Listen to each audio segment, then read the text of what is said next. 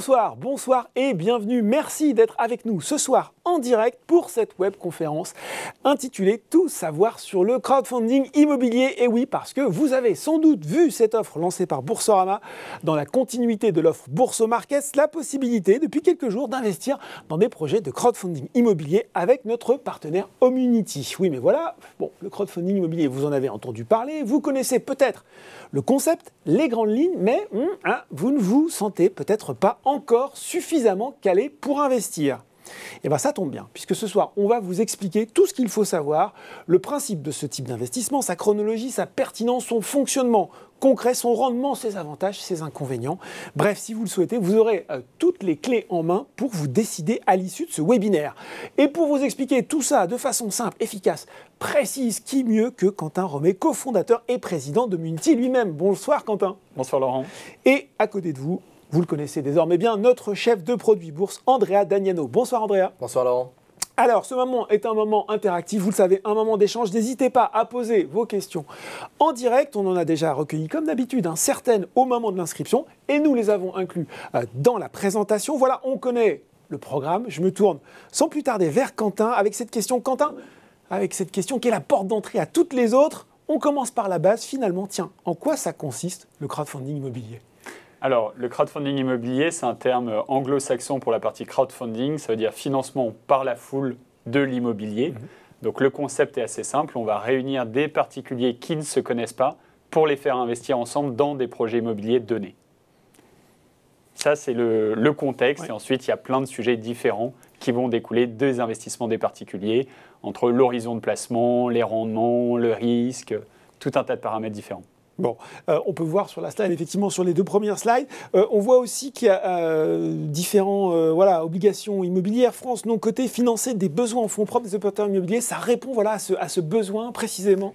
Alors, si on prend dans le crowdfunding immobilier, notre métier, c'est on va accompagner des promoteurs immobiliers en France métropolitaine. D'accord. Et on va les financer au niveau de leurs fonds propres ou quasi-fonds propres. Pour parler plus vulgairement, c'est un peu comme un particulier. Lorsque, par exemple, vous souhaitez acheter votre résidence principale, la banque ne va pas vous prêter 100% du montant. Elle va vous demander de mettre un apport et ensuite, elle va vous faire un crédit bancaire. Pour un promoteur immobilier, c'est exactement la même chose. Sur une opération donnée, la banque va lui prêter une quote-part significative du montant, mais va lui demander des fonds propres ou quasi-fonds propres.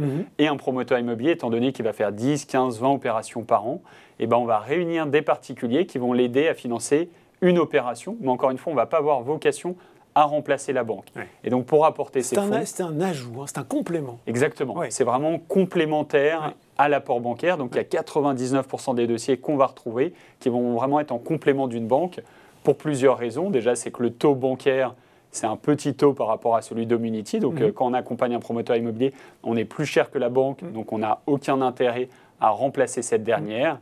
Et ensuite, pour le particulier, lui, il va y avoir des intérêts bien précis. C'est le niveau de rendement attendu, entre 7 et 10% annuels. L'horizon d'investissement, pareil, ça va dépendre des projets. Et c'est pour ça que le produit qu'on propose, c'est ce que vous indiquez, c'est une obligation non cotée, dont le sous-jacent est de l'immobilier. Bon, voilà, une obligation non cotée dont le sous-jacent est de l'immobilier.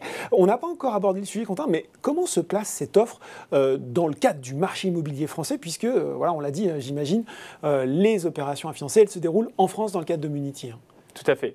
Homunity, c'est majoritairement la France métropolitaine. Le contexte actuel est particulier, effectivement, on peut le voir entre le Covid, la crise ukrainienne, le coût des matières premières qui a augmenté, la hausse des taux. Enfin, il y a tout un tas de paramètres qui fait que c'est un marché en pleine mouvance. Il y a des turbulences, mais ce n'est pas la première fois. Nous, en ce qui concerne Homunity, déjà, on est principalement sur du logement, du résidentiel, quelque chose de très concret. Et il y a un phénomène qui peut être très intéressant dans le monde de l'immobilier neuf, c'est la logique d'offre et de demande.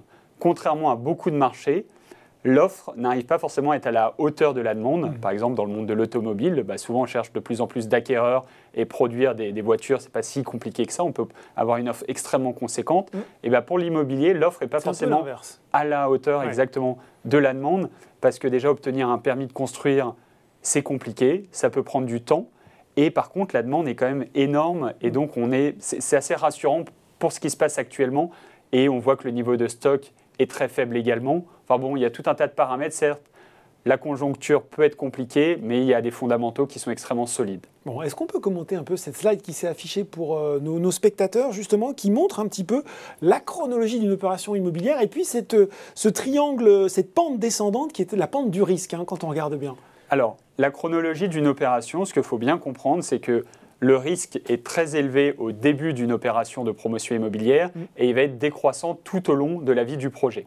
Homunity, on a fait le pari suivant, mais qui nous semble essentiel, c'est qu'on intervient plutôt tard dans l'opération, c'est-à-dire qu'on va attendre que le permis de construire soit purgé de tout recours, on va attendre qu'il y ait de la pré-commercialisation, donc que l'opérateur immobilier ait commencé à vendre ses lots, et on va en fait dérisquer notre opération au fur et à mesure, c'est-à-dire que quand c'est encore un projet sur le papier, avec un terrain vague, qu'il y a un risque administratif, qu'il y a un risque d'octroi de crédit, qu'il n'y a pas encore de pré-commercialisation, on les laisse à des investisseurs qui prennent plus de risques que nous. On s'évite des mauvaises surprises, quoi. Hein. Exactement. Ouais. Et surtout, une incertitude assez élevée, une durée dans le temps qui peut dépasser.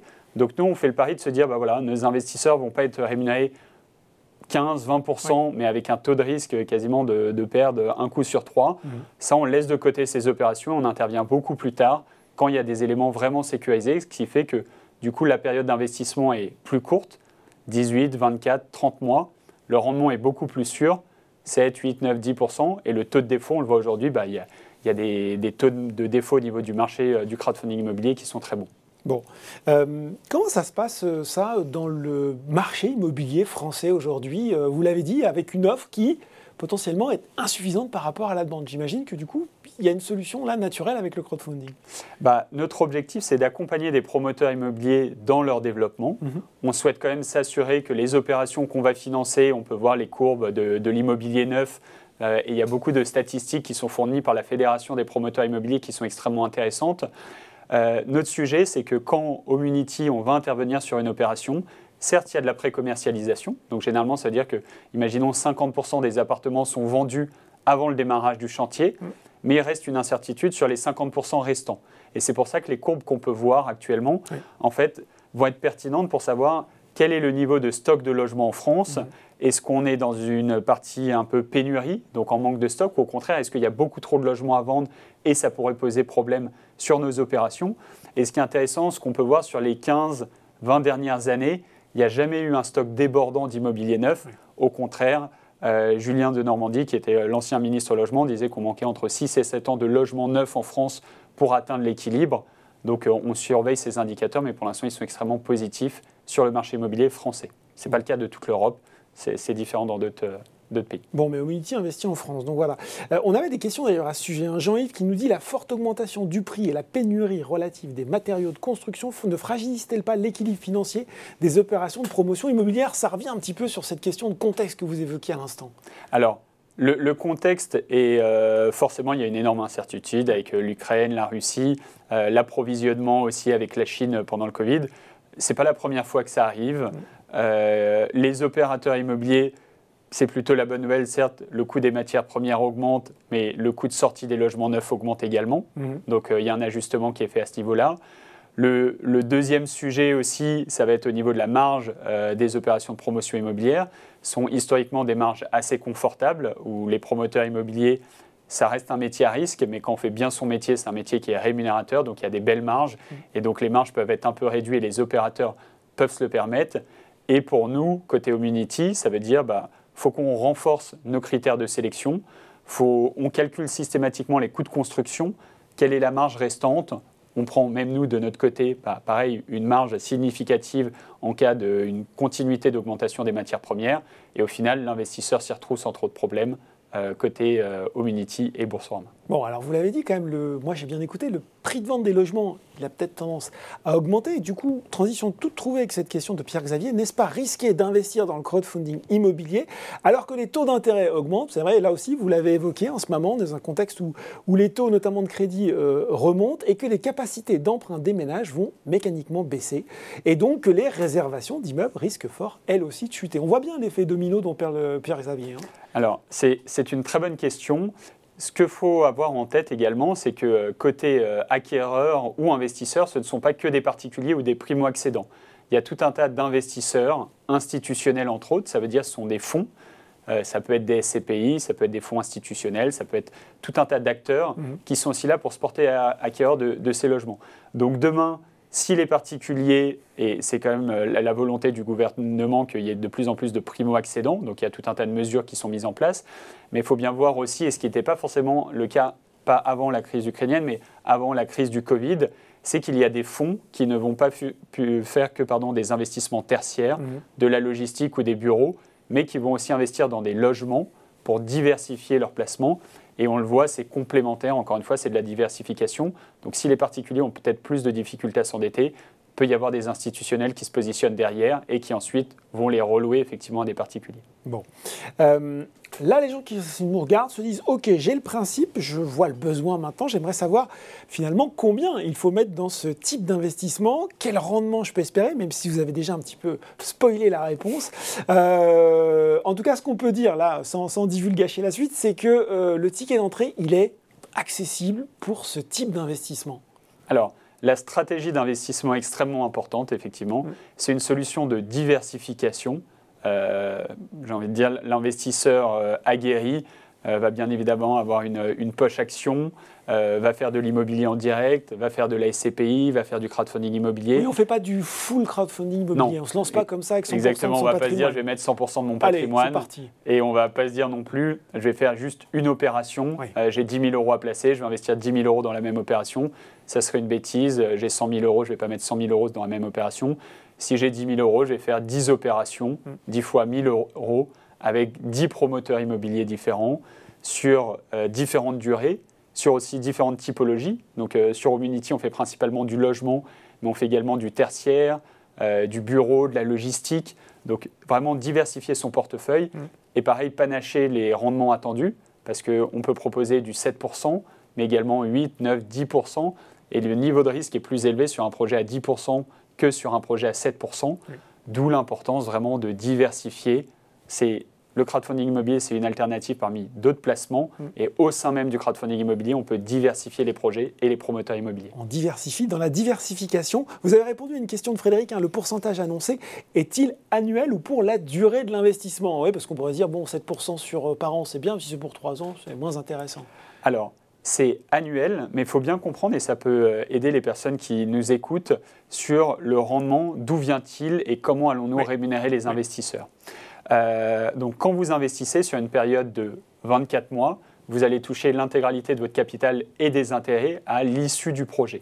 Et le rendement, si on est sur du 8% annuel et que ça dure 2 ans, donc ça va être un 16% de rendement qui vous est octroyé sur la durée.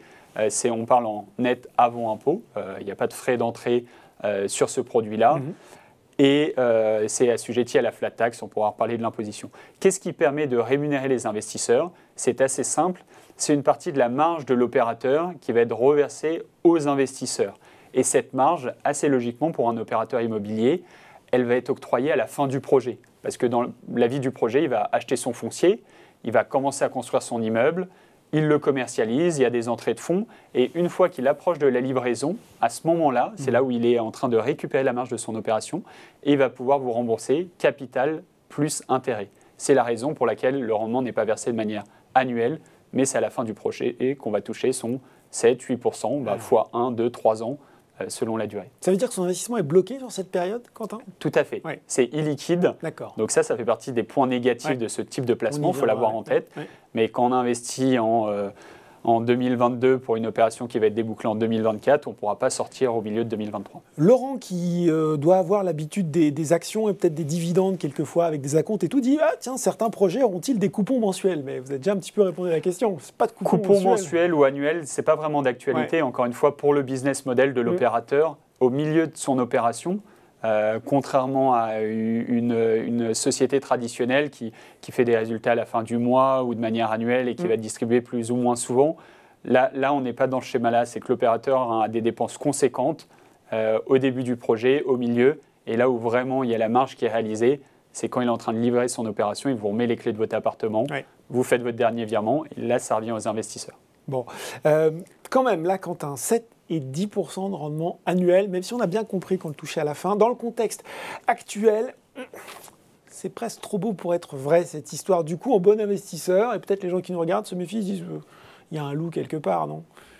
J'espère pas, du moins, non, c'est pas le cas. Homunity a été créé il y a maintenant 7 ans. Ouais.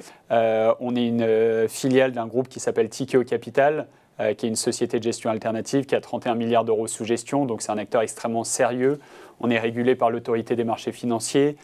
On a un track record qui est assez conséquent, on va en parler après, mais on a un taux de défaut aujourd'hui qui est à 0, et on dit souvent les performances passées ne présagent pas des performances futures, mais c'est quand même un très bon début.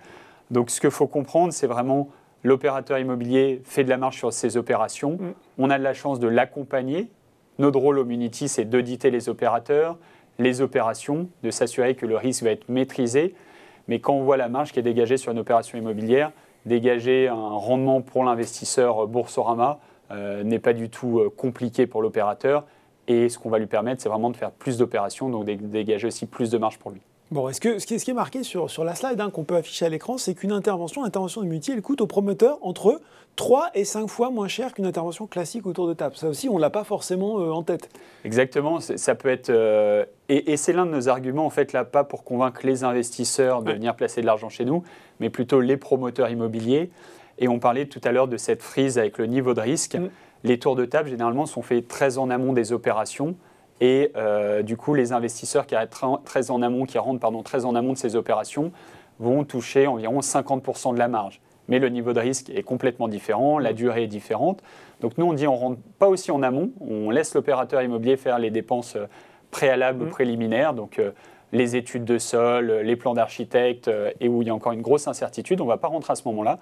On va rentrer plus tard, mais quand c'est plus sécurisé, et c'est pour ça qu'on va coûter moins cher à l'opérateur et qui va ne reverser entre guillemets que 7 ou 8% annuels, mais ce qui reste assez bien dans les taux qu'on peut connaître actuellement. Et je lis la ligne du bas aussi, parce que c'est écrit tout petit pour les gens qui sont bigleux comme moi. Le coût de l'intervention d'Homunity sur un bilan de promotion, c'est inférieur à 2% du coût total du projet. C'est vrai que mis en perspective comme ça, les choses semblent tout de suite beaucoup plus compréhensibles.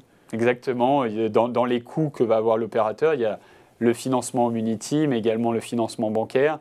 Et après, tous les coûts qui sont très classiques, les travaux, le pose de la dalle, les fondations, les honoraires de commercialisation. Il y a tout un tas de dépenses, et donc c'est pour ça, encore une fois, qu'on va voir un opérateur immobilier et qui voit le coût d'intervention d'Homunity et la rémunération qu'il verse aux investisseurs. C'est tout à fait entendable et c'est acceptable pour ces opérateurs. Bon, vous l'avez déjà expliqué, mais j'ai envie de jouer le rôle de cet investisseur poil à gratter jusqu'au bout. Est-ce que j'ai envie de me mettre dans un marché d'hyper niche finalement assez marginal au sein du financement immobilier? Est-ce que c'est bien raisonnable, même si j'ai diversifié, comme vous l'avez bien expliqué? Je pense, encore une fois, c'est dans le contexte actuel qu'on va pouvoir connaître. Il y a de la volatilité sur des marchés, ça veut dire qu'il y a des opportunités. Nous, on est hors volatilité parce qu'on n'est pas coté. On propose à l'investisseur une obligation non cotée. On a de la chance d'être avec un sous-jacent immobilier, mais avec la flat tax, donc qui peut être un niveau d'imposition intéressant. On est hors impôt sur la fortune immobilière. Les particuliers peuvent investir en tant que personnes physiques, mais il y a aussi des personnes morales, donc des sociétés qui investissent sur la plateforme.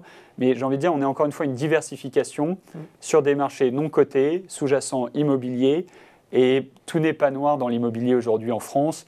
Certes, il y a une hausse des taux, certes, il y a une hausse des matières premières, mais dans le contexte qu'on voit, les personnes ont besoin de se loger. Le niveau, on dit que les taux remontent et sont élevés avec des grands guillemets, mais quand on reprend les 20 dernières années, ça reste des taux historiquement extrêmement bas. Donc il faut prendre un peu de recul.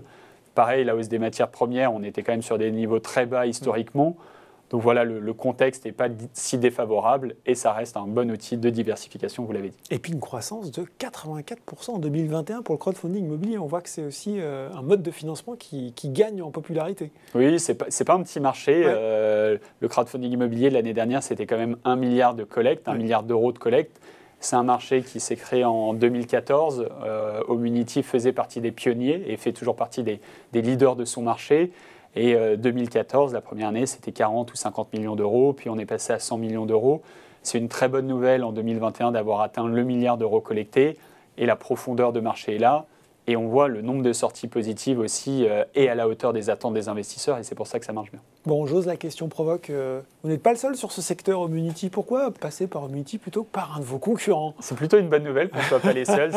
Généralement, c'est mauvais signe quand on est tout seul sur un marché.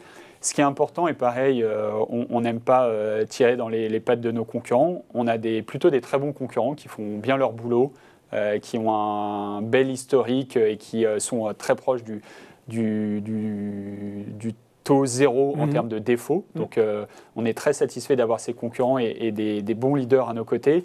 La partie différenciation, ça va être notre capacité à analyser des opérations. On a vraiment une équipe extrêmement experte en interne. On voit passer plus de 500 dossiers par an sur la plateforme, ce qui est quand même colossal par rapport à un acteur bancaire traditionnel.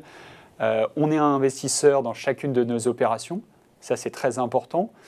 Homunity, avec ses fonds propres, investit à vos côtés dans les opérations données. Dans toutes, Quentin, vous participez dans 100%. D'accord. Exactement. Ouais. Et depuis le premier jour. D'accord. Donc au moins, l'objectif, c'est d'avoir 100% d'alignement des intérêts avec nos investisseurs. Et on va encore un peu plus loin. On a notre actionnaire, donc Tikehau Capital, qui a fait un fonds qui s'appelle Tikehau Homunity Fund, un premier millésime qui faisait 25 millions d'euros. Là, on est au deuxième millésime qui a comme objectif de déployer un peu plus de 40 millions d'euros. Et ils investissent aussi dans nos opérations. Et notre actionnaire Tikehau Capital a mis des fonds propres dans ce fonds. Donc j'ai envie de dire, à tous les échelons, que ce soit notre actionnaire, Homunity et nous-mêmes dirigeants, on est très investis dans nos opérations. Et donc l'alignement d'intérêt est total. Et quand on voit la durée des projets, c'est quand même très court terme.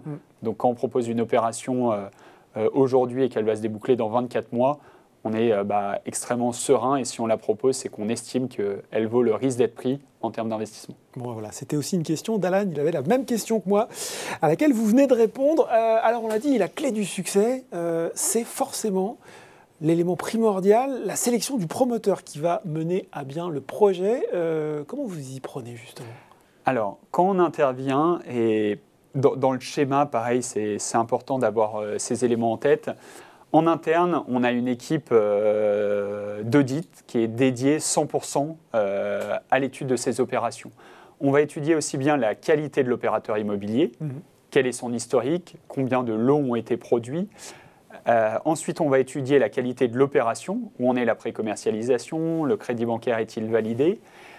Et tous ces éléments-là vont nous amener à présenter ou non un dossier en comité de sélection interne qui réunit mon directeur général Pierre-Yves Appert, où je suis présent, où il y a d'autres personnes dans la structure et on va valider ou non l'opération. S'il y a des doutes, il y a un comité de sélection externe composé de promoteurs immobiliers, d'autres analystes financiers, de personnes du monde du bâtiment qui vont pouvoir nous donner également un avis extérieur. Et donc, on fait un filtre, en fait, avant de proposer les opérations sur la plateforme. Et c'est ça qui va nous amener, si on les estime trop risquées, et dans les rendements qu'on propose, on est entre 7 et 10% annuels, mais si on se dit, voilà, ça vaudrait du 11, 12, 15% de rendement parce que c'est trop risqué, on préfère la mettre de côté, ne pas la proposer, et proposer que des opérations où on est confortable d'aller investir dedans.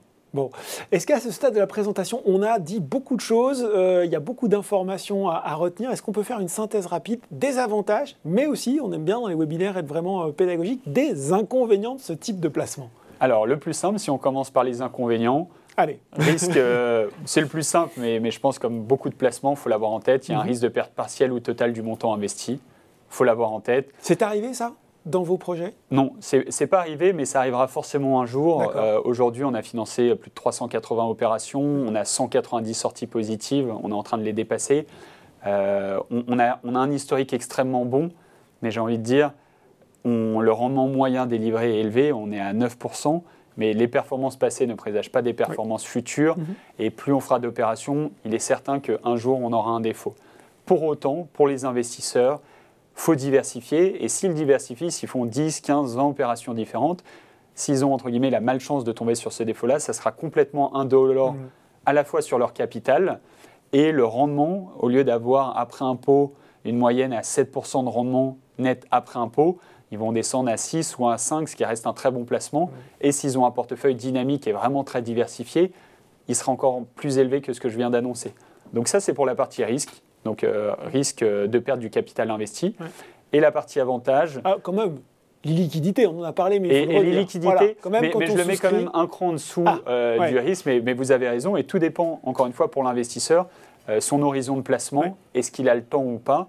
Mais vous avez tout à fait raison. Deuxième inconvénient qu'on voit, et on peut en trouver d'autres aussi, mais principal inconvénient, on investit à l'instant T, on est bloqué pour 2 ans, 2 ans et demi, 3 ans. et il n'y a pas de possibilité de liquidité. Exactement. Je le mets, mais vous avez raison, ça fait partie des inconvénients, mais le risque de perte est l'inconvénient numéro 1 à avoir en tête, et il faut être prêt à perdre son argent quand on investit sur ce type de placement. Les avantages, le ticket d'entrée est plutôt faible, 1 000 €. Quand vous investissez à travers Boursorama, vous n'avez pas de frais d'entrée, ni de frais de sortie, ni de frais de gestion, ce qui n'est pas le cas de tous les placements. Donc ça, c'est un vrai atout. Et ensuite, la durée d'investissement, relativement courte. On est aujourd'hui à une moyenne de 24 mois. Et après, le rendement moyen distribué, on est aux alentours des 9%, légèrement supérieur à 9%. Et après, la flat tax, le fait que ça soit hors impôt sur la fortune immobilière.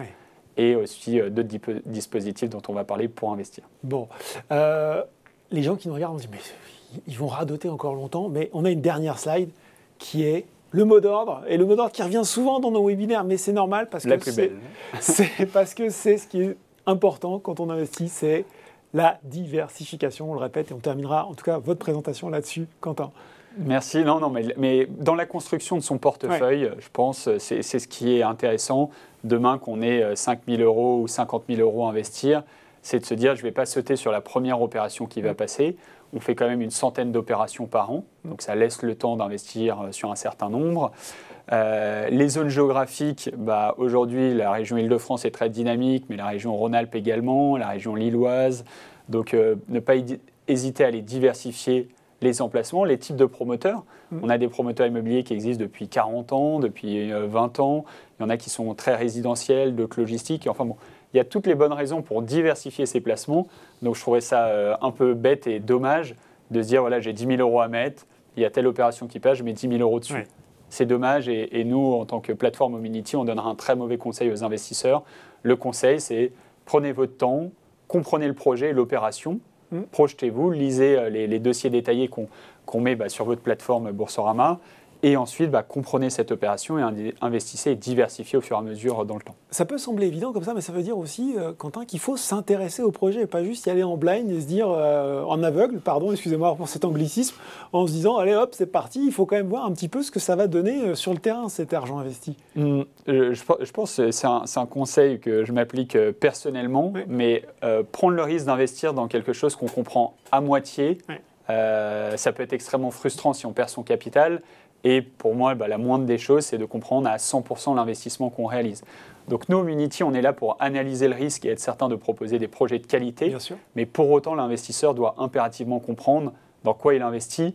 Et même par la suite, c'est quand même très agréable de comprendre comment on gagne de l'argent. Et si jamais on en perd, quel risque on a pris et pourquoi on en perd, pour, si possible, ne pas faire les mêmes erreurs par la suite. Voilà.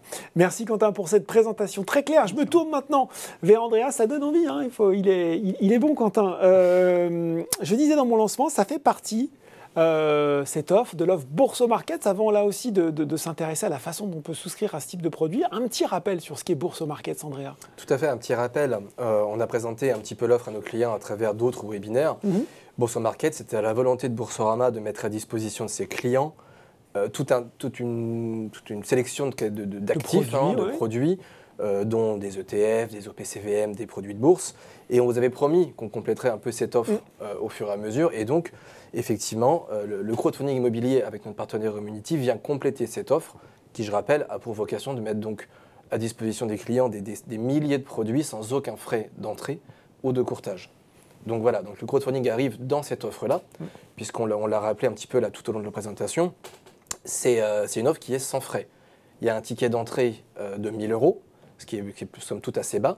On est sur un parcours 100% en ligne comme d'habitude avec Boursorama, donc simple, rapide, en quelques clics, donc sans frais. Et je pense qu'il y a un élément qu'on n'a pas encore abordé, c'est qu'on peut le voir à travers pas mal de sondages ou d'enquêtes qui sont sortis ces derniers temps. Quand on demande aux investisseurs ce qu'ils recherchent aujourd'hui, quel est leur objectif principal, on voit souvent maintenant revenir quand même la quête de sens. C'est quelque chose qu'on voyait peut-être un petit peu moins auparavant. Aujourd'hui, c'est un élément qui revient assez souvent. Et donc, il faut savoir que contrairement à un investissement parfois sur des titres papier, des choses qu'on a du mal à matérialiser, là, quand vous investissez dans un projet de crowdfunding, vous pouvez le voir. Et surtout, c'est vrai qu'il faut savoir que l'offre, elle est impactante parce que vous créez de l'emploi aussi dans la zone, vous créez de l'activité et vous participez vraiment au financement d'un projet qui se matérialise. Voilà, c'est du résidentiel, un immeuble.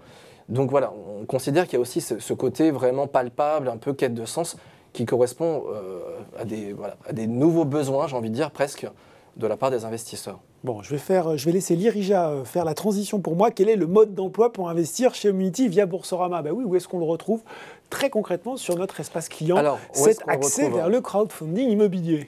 Quand le client est sur son espace client, si on peut voir la slide suivante, voilà, parfait. Il lui suffit d'aller dans la... On peut les mettre en plein pot, qu'on voit bien. Merci, voilà, super. Voilà, il lui suffit d'aller dans l'onglet produits qui liste tous les produits qu'on met à disposition des clients dans l'offre Boursorama. Et donc, s'ils y vont là maintenant, ils pourront voir qu'on a ajouté un... Hop, t'es un petit peu trop vite peut-être.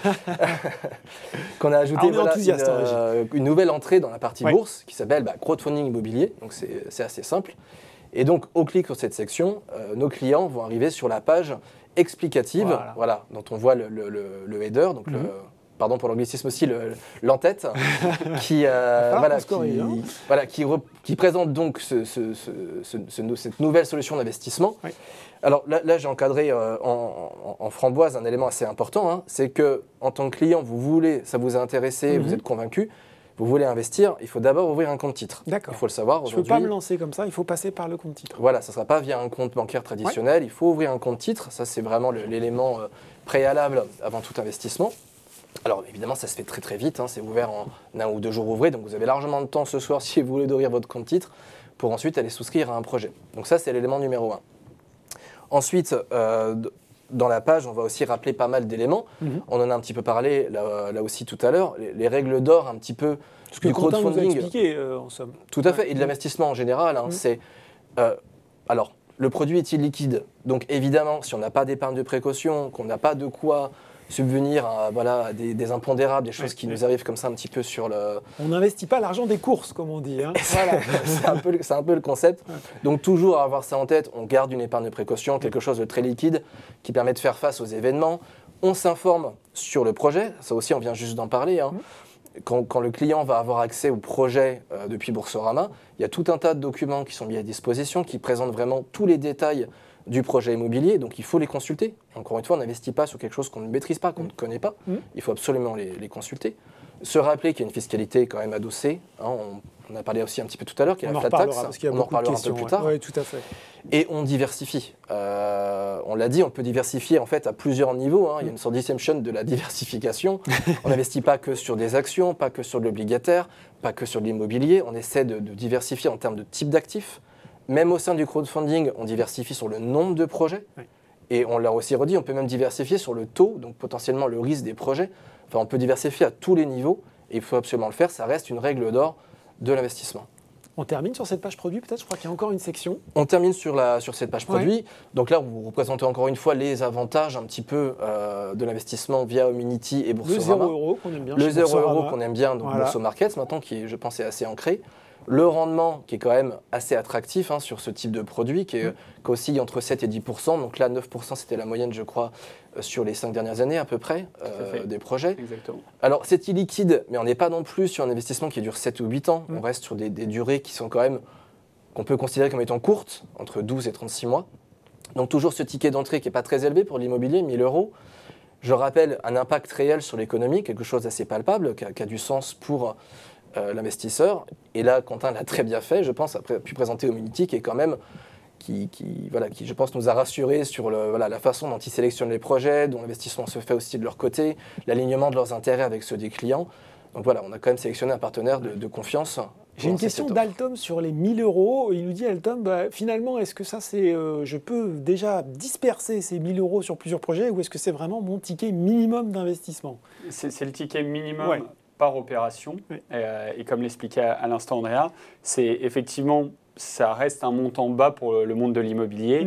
Et l'idée, c'est si on a 1 000 €, juste 1 000 € et que c'est l'intégralité de ces économies, entre guillemets, il faut mieux pas les mettre sur le crowdfunding immobilier parce qu'il faut se dire avoir une enveloppe à minima de 4 5 000 € pour aller diversifier sur 3, 4, 5 opérations dans l'idéal. D'accord, très bien. On a vu la page produit, on a aussi la page Boursomarket dans laquelle on peut retrouver l'offre. Tout à fait, chose promise, chose due. Il fait bien partie de l'offre Boursomarket. Donc voilà, vous pouvez le retrouver depuis cette page et accéder encore une fois à cette page produit depuis cette entrée-là. Et la page Boursomarket, vous la retrouvez très simplement sur votre site, sur le portail Boursorama, puisque c'est un bandeau qui est en permanence. Tout à fait, soit depuis le portail, soit depuis votre espace client, dans la partie service, il y a une page dédiée au Boursomarket. Est-ce qu'on peut décrire également, Andrea, ça, cette partie, elle va intéresser les gens qui nous regardent, la première souscription à un projet où on pourra retrouver notre produit dans nos comptes une fois souscrit. Voilà, comment on se met le pied à l'étrier? Alors, je vais rappeler le basique, je l'ai dit il n'y a pas longtemps, mais d'abord, il faut avoir un compte titre. Le compte titre, c'est obligatoire. Oui. Une fois que vous avez votre compte titre qui est ouvert, sur la page produit que je viens de vous présenter, vous allez retrouver aussi le projet en cours sur lequel vous pouvez investir. Le projet sélectionné par Emunity, il va y avoir un projet à la fois. On vous le décrit, vous pouvez avoir accès à tous les documents depuis cette page et vous pouvez souscrire. Une fois que vous cliquez sur souscrire, là vous allez arriver dans un parcours, j'ai envie de dire, assez classique, très Boursorama, qui se fait rapidement, où d'abord vous allez, comme indiqué en étape 2, vous allez avoir toute la partie KYC que les clients ont l'habitude de remplir. C'est le questionnaire de connaissances. On va regarder si vous êtes apte, en fait, si vous avez les connaissances nécessaires. Ouais. Et à l'issue de ce questionnaire, Emunity va pouvoir produire un conseil qui vous dira, ben voilà, soit vous êtes apte à souscrire, soit vous n'avez pas les connaissances nécessaires, pardon. Et là, on vous dira de revenir après avoir consulté une fiche explicative, parce qu'on considère voilà, que vous n'avez pas encore compris tous les mécanismes, donc on vous protège aussi, en vous permettant de mieux vous informer pour ensuite potentiellement revenir avec toutes les armes pour reprendre votre parcours et pouvoir peut-être cette fois-ci, en tout cas, bien répondre aux questions, entre guillemets, et finaliser votre souscription. Une fois que tout cela est fait, là, il y a encore une fois le descriptif de projet que vous verrez avec le taux de rendement annuel, le montant à collecter, enfin toutes les informations qui vous permettent de savoir sur quoi vous investissez. Et là, vous pourrez entrer le montant que vous souhaitez investir. Oui. Alors, encore une fois, on protège quand même nos clients. C'est-à-dire qu'on a dit qu'il ne fallait pas mettre tous ses œufs dans le même panier. En fait, quand vous faites votre questionnaire investisseur, vous renseignez aussi à un moment donné chez Boursorama votre patrimoine. Combien vous estimez votre patrimoine financier.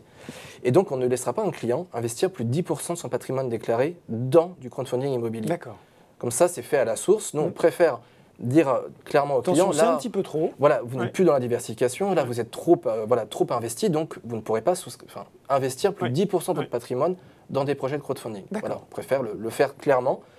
Et donc, voilà, vous entrez votre montant de souscription. Donc, si ça correspond à cette limite, vous investissez, je ne sais pas, 1000 ou 2000 euros, et bien voilà, vous entrez le montant, vous sélectionnez le compte titre depuis lequel vous voulez souscrire, parce que vous pouvez en avoir plusieurs des comptes titres, c'est pas un PEA, 4 ou 5 ou un seul.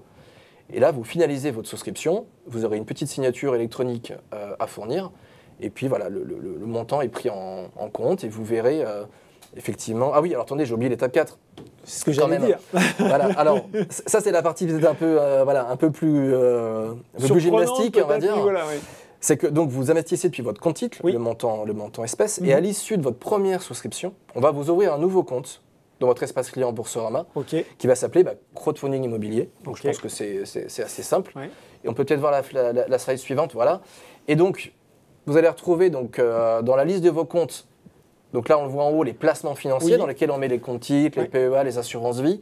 Et vous aurez une nouvelle rubrique qui s'appelle « Mes placements alternatifs » où là, vous verrez ce fameux compte crowdfunding immobilier qui va donc s'ouvrir à l'issue de votre première souscription. Et Andrea, si je veux souscrire dans un nouveau projet, après je repasse par ce compte crowdfunding immobilier ou je repasse par mon compte titre? Non, dans la souscription, pour l'instant, vous alimenterez toujours le projet, le montant depuis votre compte titre. Pour souscrire ces comptes titres, pour voir un petit peu mon investissement, c'est mon compte de crowdfunding immobilier. Voilà, c'est le compte crowdfunding immobilier qui est dédié. Ça vous permet de bien distinguer votre partie compte titre, actions, etc., obligations. Là, vous avez un espace dédié dans lequel vous allez retrouver toutes les informations. Du coup, sur les projets sur lesquels vous êtes en cours d'investissement. On va faire les choses bien, on va voir à quoi il ressemble ce compte. Ça pourrait être sympa, effectivement. Allez. Alors, le voilà. Voilà, donc là, j'ai un petit peu détaillé. Donc, vous allez retrouver en premier lieu toujours, on va vous présenter le projet en cours, pour voir un petit peu ce qui se passe, que vous ayez tout de suite l'information quand vous venez consulter un petit peu l'état des lieux de votre compte crowdfunding immobilier. Et ensuite, on vous présentera les investissements que vous avez en cours. Merci pour le petit zoom. Donc on vous présente ça, c'est le projet en cours. Ça, c'est par exemple le projet qui est en cours aujourd'hui. Alors, si vous voulez toutes les informations, là où on vous a masqué quelques... Il y a en savoir plus. Il faut cliquer sur en savoir plus. Connectez-vous. Voilà. Vous vous connectez aujourd'hui sur la page produit. Vous pouvez le faire en même temps que le webinaire, d'ailleurs. Vous pouvez le faire en même temps. Si vous avez des questions, on y répondra. Exactement. C'est le moment ou jamais. Donc là, je suis obligé de masquer un petit peu, mais en tout cas, vous aurez toutes les informations sur le montant, le taux de rendement, la durée. Et en dessous, du coup, de la présentation du projet en cours, vous retrouverez les lignes que vous avez investies, les différents projets sur lesquels vous avez investi. Donc ça, on peut voir la slide suivante qui va nous montrer, je pense, là aussi le petit zoom. Voilà, donc là, par exemple, on voit un projet avec le nom du promoteur, le statut aussi du projet. En cours, ça veut dire que du coup, Homunity est en train de collecter les différents montants pour atteindre 80% du montant total. Oui. Si tout ça se passe très bien, ensuite votre projet apparaîtra en validé, c'est-à-dire que le projet est lancé. Il va y avoir, je suppose, l'achat du terrain, la construction, enfin toutes les étapes d'un projet immobilier. Et une fois que ça sera terminé, le projet passera en statut remboursé. Donc vous saurez que le projet est terminé et il apparaîtra dans la liste des investissements terminés. Bon, je crois qu'il y a un dernier détail, il y a un petit onglet aussi à ne pas oublier, c'est l'onglet Mes documents, c'est ça? Il y a l'onglet Mes documents, c'est-à-dire qu'à l'issue de vos souscriptions, vous allez recevoir un bulletin de souscription qui vous confirmera que ça a bien été pris en compte, que vous êtes investi. Et vous retrouverez cette information donc, dans l'onglet Mes documents et toutes les autres informations que vous recevrez pendant votre période de souscription. Elles seront centralisées. Tout est centralisé dans cette rubrique Mes documents. Bon, et je crois qu'on a fini, Andrea, par une petite conclusion, une petite slide conclusive avec un exemple tout simple. Hein. Oui, un exemple tout simple. Alors, on en parlait tout à l'heure. Donc, je rappelle qu'on est sur ce qu'on appelle une obligation in fine, un peu barbare, un peu latin. Ça, c'est la nature du produit. C'est la nature du produit. Oui. Quentin en a parlé tout à l'heure. Vous ne touchez pas de coupons pendant la période d'investissement. Il n'y a pas de coupon mensuel. Pas de coupon mensuel, pas de coupon trimestriel, pas de coupon annuel. On oublie ça. Voilà. Alors, on n'est pas sur des intérêts composés non plus, parce que ça, c'est des questions que j'ai pu voir. C'est-à-dire que on part toujours de votre nominal, de votre investissement initial. Oui. Par exemple, sur l'exemple qu'on voit là dans la présentation, le client a investi 1 000 € au départ. Si on veut simuler un petit peu, là j'ai fait un schéma qui simule, mais en gros, théoriquement, il va toucher, si c'est un projet qui a 7% de taux de rendement annuel, théoriquement 7% chaque année, même s'il ne va pas les toucher. Hein. Et donc, ça sera 70 € par année. Mais ils ne vont pas faire des petits pendant 3 ans. On va rester sur le nominal de départ 1 000 €. C'était une question derrière. D'ailleurs, les intérêts annuels sont-ils sur la base des 1 000 € initiaux investis? Tout à fait, ça reste toujours sur le nominal d'investissement. Ouais. Bon ben voilà, Anthony qui nous écrit, qui nous dit actuellement seulement un projet est disponible. Il s'inquiète, Anthony. Est-ce que d'autres projets vont venir lors des prochaines semaines ou mois? Alors on va faire qu'un projet sur Boursorama? J'espère pas quand même. On espère. Moi j'ai fait le test, j'ai investi sur le premier à travers mon espace Boursorama. Bravo, l'expérience utilisateur est très réussie et c'est assez simple. Même, on peut avoir l'impression que c'est pas mal d'étapes qui s'enchaînent, mais c'est assez facile. Et oui, l'idée bien évidemment, c'est d'avoir pas qu'une opération. On parlait de diversification, d'en proposer des dizaines sur les plateformes. Et ce qu'il y a de assez particulier sur Homunity, et donc forcément ça se répercute sur Boursorama, c'est qu'on fait les opérations une par une, pour être certain de satisfaire les opérateurs immobiliers à 100% qu'on accompagne, dans le sens où si on n'accompagne pas et on n'apporte pas les fonds, il n'y a pas d'opération derrière, donc c'est déceptif pour l'opérateur. Pour l'investisseur, ça ne changerait pas grand-chose, le montant n'est pas perdu, il lui est restitué, il n'y a pas d'investissement, mais c'est pour ça que depuis maintenant 7 ans, on fait les projets un par un et on les enchaîne au fur et à mesure. Bon, une question Andrea, moi j'ai combien de temps est ouverte la période de souscription pour ce type de produit? Alors, je m'avance peut-être, mais je crois que ça va dépendre des projets aussi et de leur degré de maturité, en fait. Tout à fait. Maximum, c'est 30 jours. D'accord. Ça, c'est le délai légal qu'on impose dans nos contrats. La réalité est différente.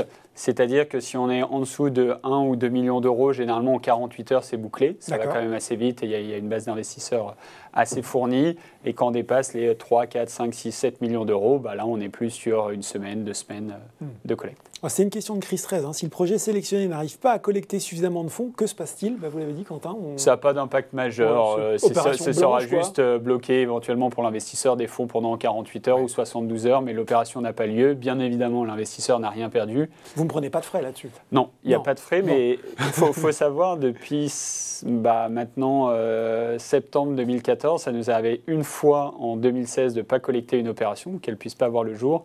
Mais depuis lors, on a systématiquement réussi à faire 100% des opérations qu'on propose sur la plateforme. Donc nous aussi, on essaye d'être un peu intelligent là-dessus.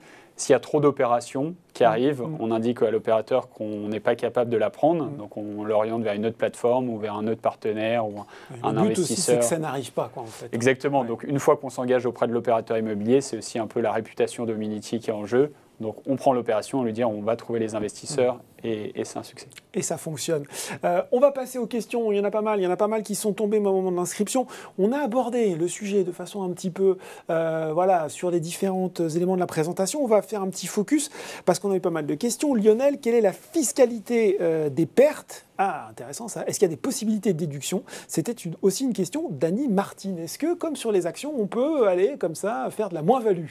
Aujourd'hui, les pertes ne sont pas déductibles. C'est des sujets qui sont en train d'être étudiés et qui sont discutés. L'imposition est très simple, c'est à la flat tax, donc CSG, CRDS. Donc 30%. Exactement, ouais. Cumulé, c'est 30%. On parlait pour les personnes qui sont assujetties à l'impôt sur la fortune immobilière. Ah, vous avez mangé ma prochaine question. Oui, Jean-Paul, ce type de placement est-il pris en compte dans le calcul de l'IFI ? C'est non. Exactement. Ouais. Non. Et c'est une bonne nouvelle parce que historiquement, c'était le cas au début du crowdfunding immobilier. Pareil pour l'imposition. Aujourd'hui, on est à la flat tax, mais avant, on était dans les revenus immobiliers, donc ça pouvait monter jusqu'à 60%. Donc, c'est plutôt des bonnes nouvelles. Et pareil, on parlait du sujet perte. Aujourd'hui, ce n'est pas vraiment un sujet pour nos Munity parce qu'on n'a pas eu de perte, mais pareil, demain, on se dit que ça peut arriver pour une opération donnée. Donc, ça fait partie des éléments qu'on travaille. Bon, il y a eu beaucoup de questions, mais ça, c'est peut-être plus pour Andrea. Je vais me tourner vers lui. John, Robert, Benoît, Franck, Sébastien, qui nous demandent en cœur, peut-on investir via un PEA, PME, Andrea ? Alors, vous savez bien qu'en théorie, oui, si vous avez suivi un peu l'actualité de la loi Pacte. J'ai suivi, merci. Ouais, vous avez suivi, c'est bien. Alors, pas tout de suite. Mais on promet, c'est une promesse. Alors attention, vous êtes enregistré. Beaucoup d'engagement. Que d'ici quelques semaines, peut-être probablement pendant l'été, on permettra à nos clients de souscrire depuis un PEA, PME. C'est vraiment ce qu'on souhaite proposer. Ça nous demande encore un petit peu de travail. Il y a des choses un petit peu compliquées sur la fiscalité du PEA, etc. Mais voilà, on veut vraiment le proposer et ça devrait arriver d'ici quelques semaines. Donc on espère pendant l'été. Bon alors sur la plage, entre deux baignades, je vais sur mon appli et je regarde si c'est éligible PEA. Attention, je vous prends au mot là-dessus. Sébastien qui lui nous challenge, nous dit y a-t-il un intérêt à passer par Boursorama plutôt que par un acteur du marché en direct ? Bah oui, finalement Quentin, moi il m'a convaincu, pourquoi j'irai chez Bourso ? Parce que vous êtes très bien chez Boursorama. C'est vrai. Il faut savoir qu'effectivement, nous l'idée c'est de proposer une vraie expérience utilisateur, c'est-à-dire que vous êtes client bancaire Boursorama, vous avez votre PEA, vous avez l'habitude d'investir sur du non-coté, de l'action, enfin, vous faites tout chez Boursorama, vous avez votre assurance vie. Finalement, est-ce que c'est pas plus simple pour un investisseur de se dire j'ai tout dans mon environnement, du coup, je pourrais visualiser tous mes investissements, que ce soit du crowdfunding, du titre, de l'assurance vie, au sein d'un même espace. Et en plus de ça, on vous offre quand même, je pense, cette sécurité de le faire dans un environnement qui est quand même justement ultra sécurisé, qui est votre compte bancaire, enfin votre espace Boursorama. Espace personnel, oui. Voilà, je sais qu'il y a pas mal de clients qui peuvent rechigner à laisser un numéro de carte sur un site qu'ils ne connaissent pas forcément. Enfin voilà, je comprends ces inquiétudes-là. Et nous, on avait envie d'offrir aussi cette sécurité, cet espace un petit peu protégé et qui permet du coup de tout visualiser en un seul clin d'œil. L'ensemble de ces investissements, de son épargne financière. On a eu pas mal de questions. Une question de Quentin qui nous dit quelle est la différence entre ce type d'investissement par rapport à une SCPI par exemple. Et puis j'ai une question aussi sur un OPCI. Donc SCPI, OPCI, crowdfunding immobilier.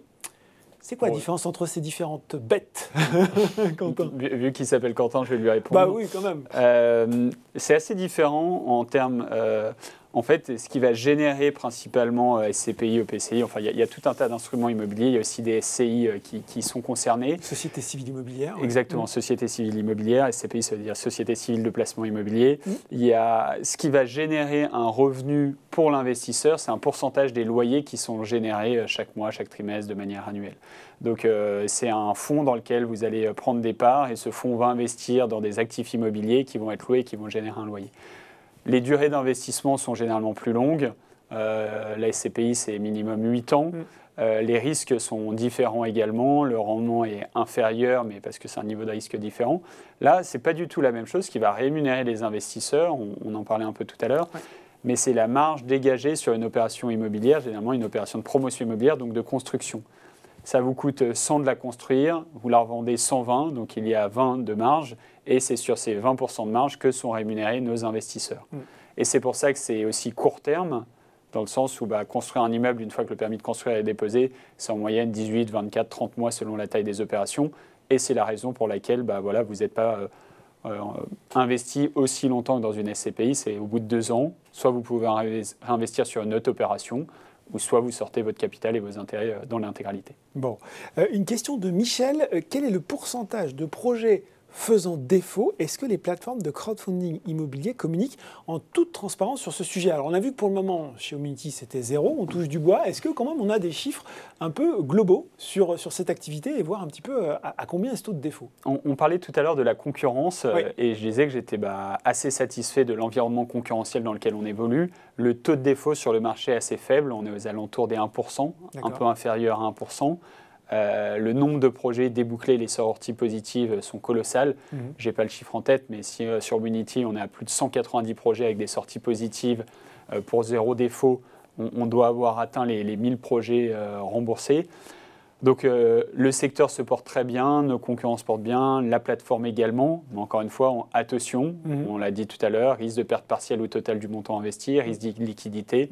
Donc l'importance de éclater son investissement sur divers projets. Et sur la question de la communication, si un jour ça vous arrive, parce que je ne vous souhaite pas, est-ce que les plateformes communiquent disant ce projet n'a pas marché? Comment ça se passe? On n'a pas eu de défaut, mais ça ne veut pas dire qu'on n'a pas eu de difficultés sur des projets. Vu le nombre d'opérations qu'on a faites, il y en a qui ont pris du retard, il y en a où c'était plus compliqué que prévu.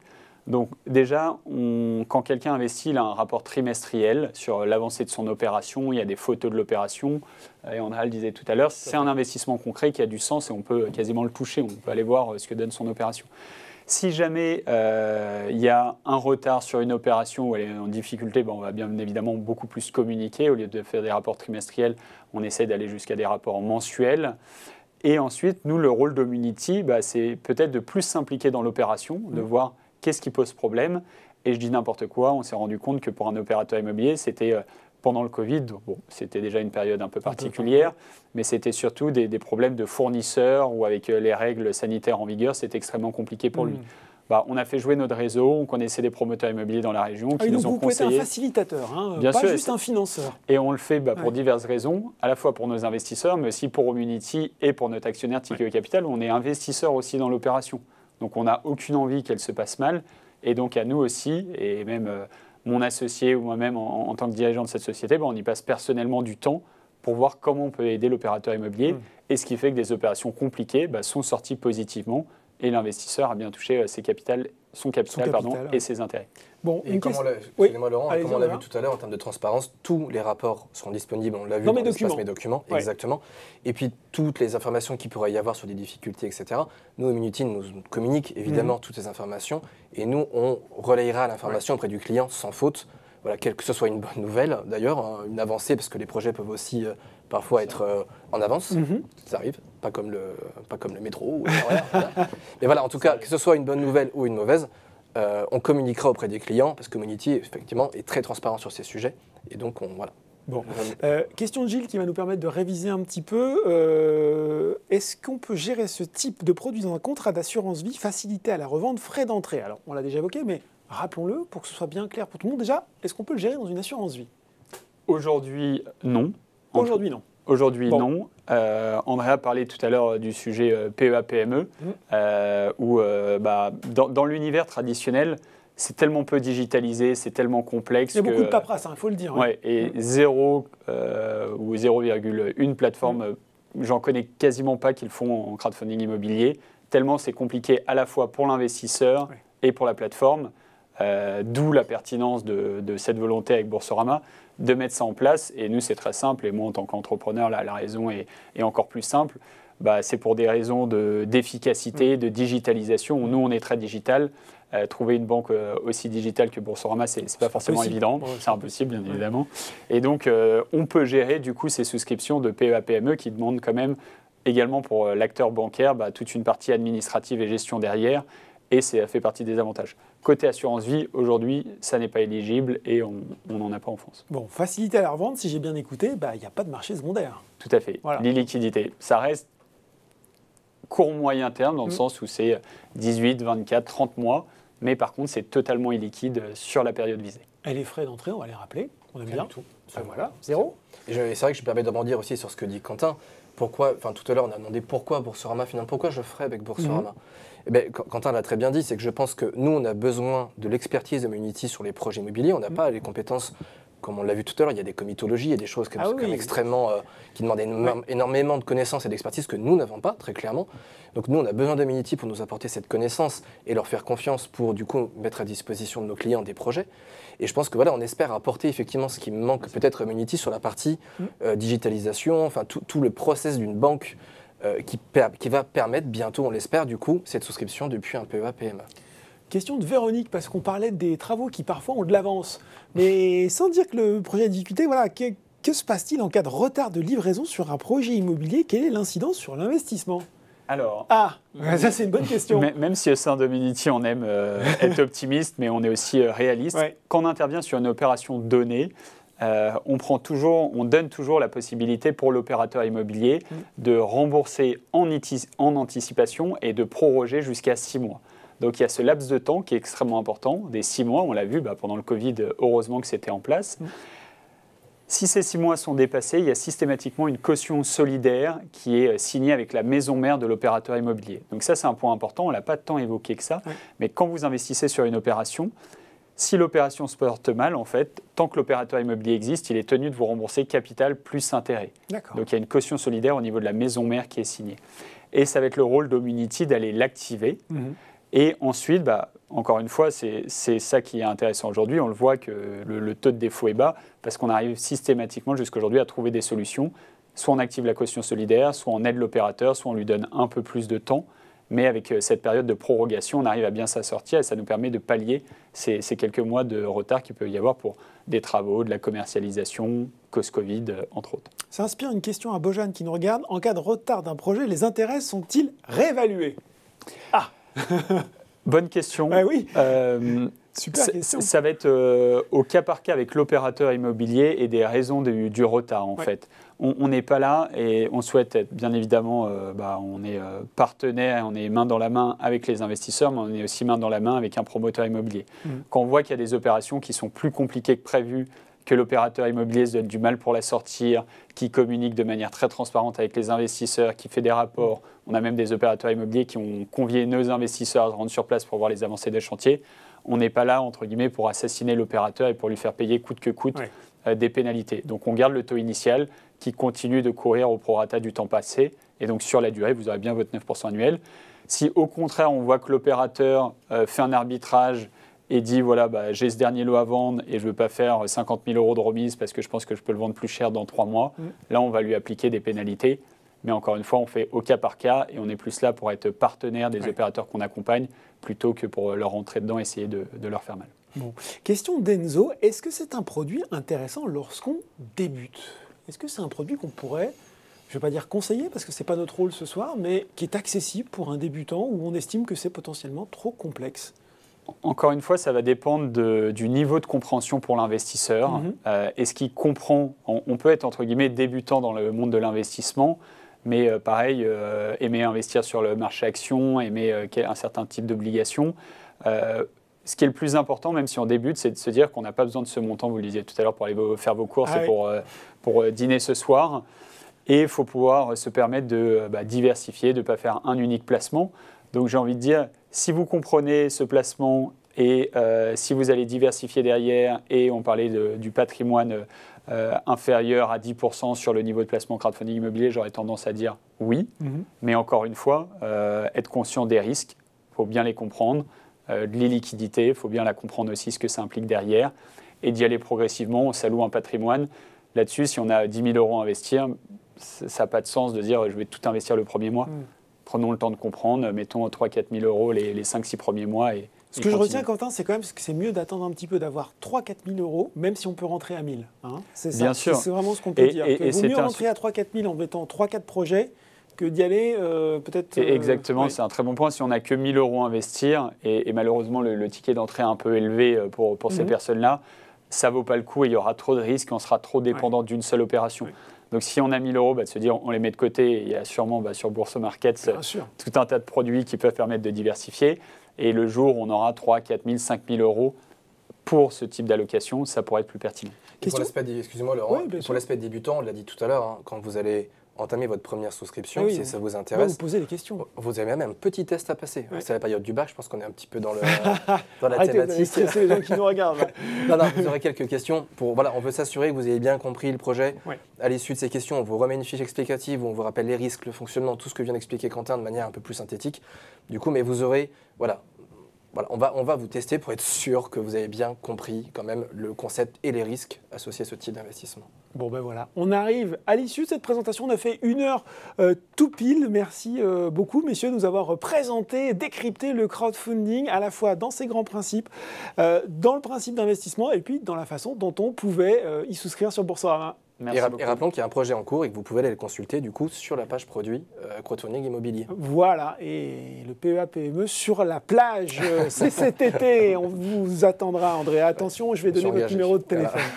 Voilà, merci beaucoup d'avoir assisté à ce webinaire ce soir sur le crowdfunding immobilier avec Homunity dans le cadre de Bourso Market. On espère avoir répondu à toutes vos questions, que c'est désormais limpide. Si vous n'avez pas pu tout voir, ne vous inquiétez pas, le webinaire sera en replay d'ici quelques jours sur le site Boursorama et c'est désormais la tradition, la régie me hurle à l'oreille. Attention, il y a un questionnaire de satisfaction, donc restez encore avec nous quelques instants, pas longtemps, pour remplir ce questionnaire de façon à ce que nous puissions vous proposer quelque chose d'encore plus adapté à vos besoins, à vos envies la prochaine fois. Merci d'avoir été avec nous, très bonne soirée, à bientôt.